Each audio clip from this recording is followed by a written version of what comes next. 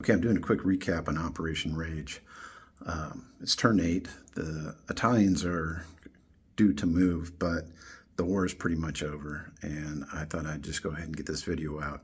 On the UK turn, I did do the Anzacs on the Pacific side since it mattered not, since the Italians couldn't affect them, and that kind of gives us an idea of how this is going to.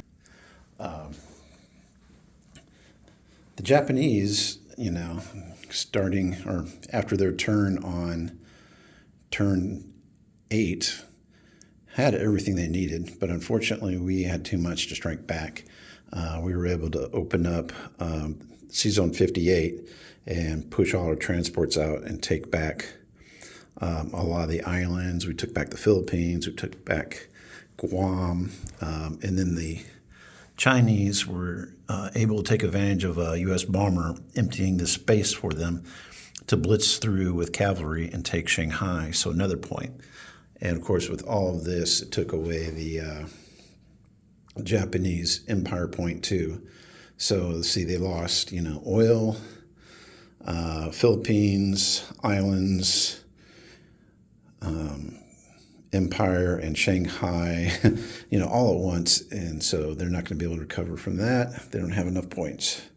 On the Europe side, Germany was holding their own for the longest time and pushing all the way to Moscow. I don't know what to tell them to do differently because it went pretty darn good.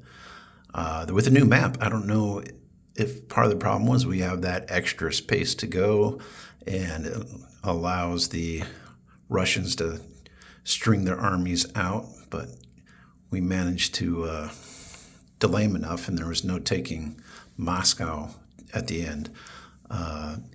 They did have the resource point here, but we kind of did a sneaky maneuver where the British opened up Rostov, and then the Russians were able to blow through Rostov, take Ukraine, and put a blocker here to where his fast movers couldn't counterattack. The Italians sent as much over as they could to counter, but it's not going to be enough to take. He's got a stack of Russians here, like 18 artillery and 2 infantry, and then the British reinforced it with some aircraft. So that's rock solid. They're not getting the resource point back. And then Paris we took on turn 7. Kind of the earliest I've ever taken it. Usually I wait till turn 8, but we had, enough forces, I figured, to take it and hold it. The only thing, that stopped us from doing is allowing, the Americans had Normandy, Bordeaux. They wouldn't be able to buy troops there for, the end of turn 7, but, it didn't matter, right? So we were just moving forward.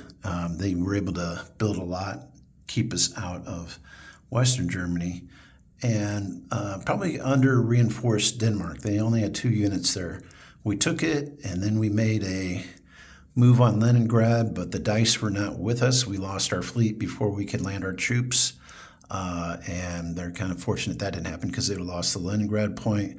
Plus, I got the Anzacs behind them that were going to come in and attack Warsaw.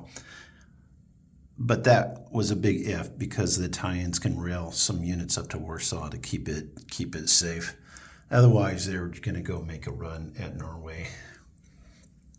But in the end, after taking Paris, there were no points swapped up here. They had Leningrad it was pretty solid. They weren't going to take Moscow, and Stalingrad was just too many spaces away. They couldn't get their army there in time.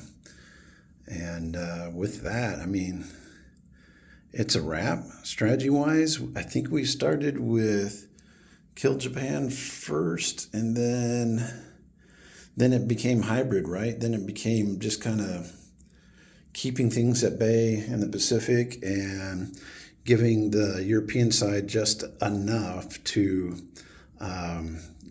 create 1-2 punches. And, in the end it worked. So I really enjoyed playing with these guys. They all solid players, and a lot of fun to do a little ribbing every now and then. So hopefully we get to play some more. Maybe next time I'll take on the Axis and see if what I can do on this map. And I really don't see any holes in their game, so I'll have to study hard to figure out how to win as them, as the Axis, and see if I can maybe pull out a win. All right, guys. Thanks for the game. Really enjoyed it. Guys, take care.